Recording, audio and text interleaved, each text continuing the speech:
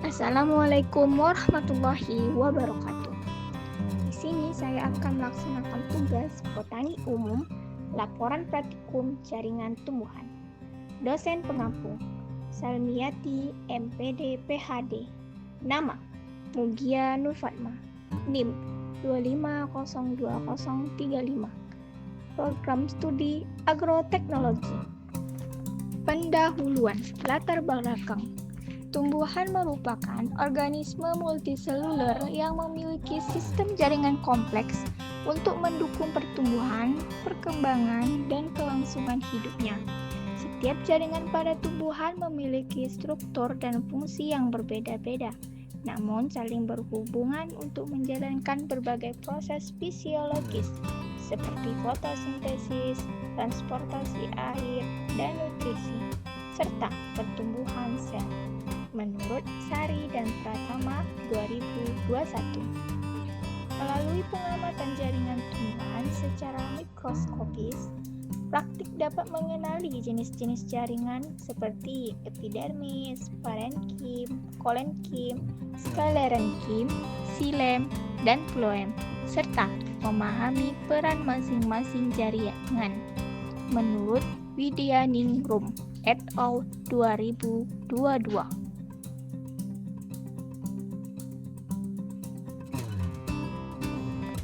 Tujuan praktikum, mahasiswa mampu mengenali berbagai jaringan penyusun organ tumbuhan baik berdasarkan letak, bentuk, maupun fungsinya dengan menggunakan mikroskop cahaya dan pewarnaan sederhana. Prosedur praktikum, alat, pipet tetes, pinset, kaca objek, kaca penutup, cutter, tisu, dan gelas. Bahan: batang bayam, akar bayam, batang jagung, akar jagung, daun mangga, pewarna, dan aquades. Cara kerja: buat irisan melintang setipis mungkin pada tiap-tiap bahan. Letakkan irisan pada kaca objek, tetesi dengan aquades. Tambahkan 1 tetes pewarna, diamkan kurang lebih 2 menit. Bilas dengan aquades.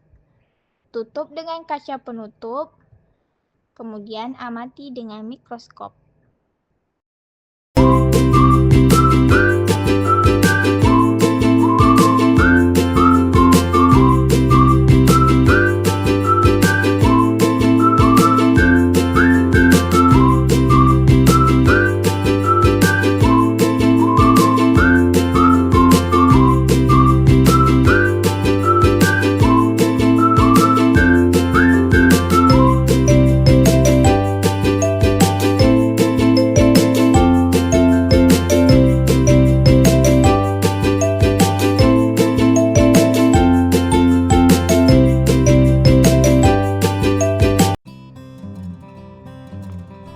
Hasil: jaringan batang jagung, jaringan akar bayam, jaringan batang bayam, jaringan akar jagung, jaringan daun mangga.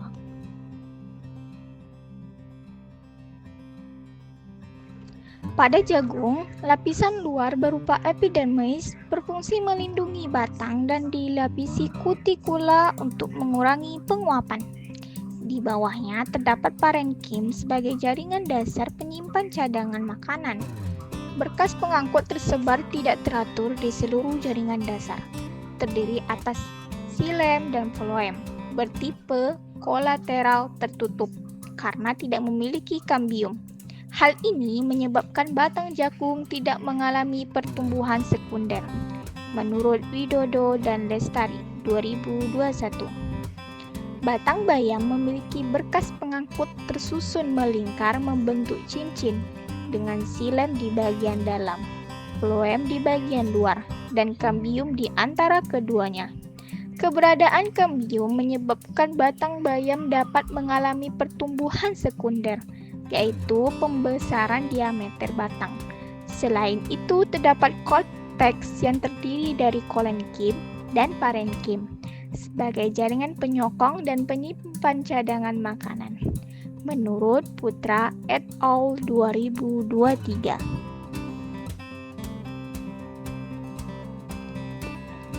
Akar jagung di epidermis memiliki rambut akar untuk memperluas penyerapan air dan mineral. Korteks tersusun dari sel parenkim berdinding tipis dengan ruang antar sel longgar. Sedangkan endodermis berfungsi mengatur transportasi air ke dalam silinder pusat. Di dalam silinder pusat, xilem dan phloem tersusun berselang-seling dalam pola foliar tanpa kambium, sehingga tidak ada pertumbuhan sekunder. Menurut Rahayu dan Hidayat 2022. Akar bayam memiliki struktur tetrar, yaitu 4 xilem yang berselang-seling dengan phloem. Di antara keduanya terdapat kambium yang memungkinkan akar mengalami pertumbuhan sekunder berupa penebalan. Lapisan epidermis dan korteks memiliki fungsi sama seperti pada akar jagung, yaitu sebagai pelindung dan penyimpan cadangan makanan. Menurut Sari dan Nugraha 2023.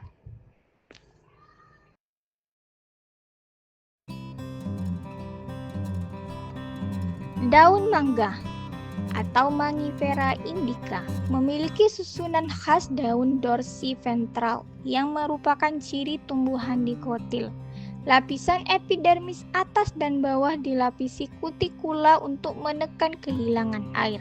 Di antara keduanya terdapat mesofil yang terbagi menjadi palisade atau mengandung banyak kloroplas untuk fotosintesis, dan spons atau berfungsi dalam pertukaran gas. Berkas pengangkut terdiri dari xilem di bagian atas dan phloem di bagian bawah, dikelilingi jaringan penguat seperti kolenkim dan sklerenkim. Menurut Utami dan Rahman 2024.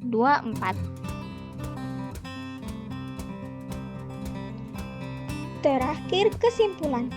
Dari hasil pengamatan bisa disimpulkan bahwa jagung, bayam, dan mangga memiliki struktur jaringan yang berbeda karena termasuk jenis tumbuhan yang berbeda.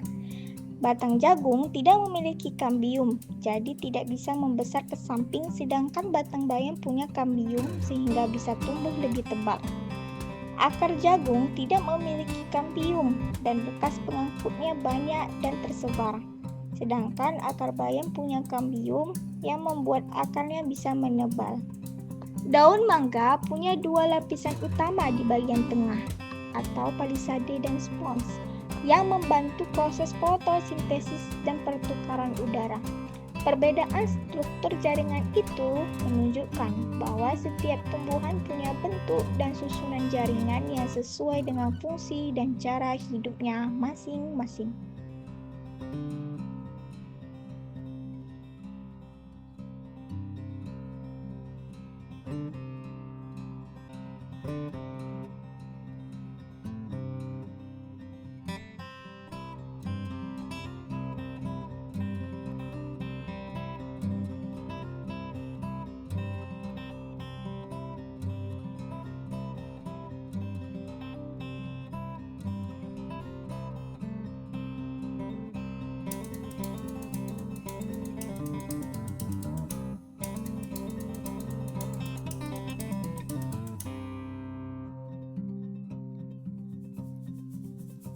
Saya ucapkan terima kasih. Wassalamualaikum warahmatullahi wabarakatuh.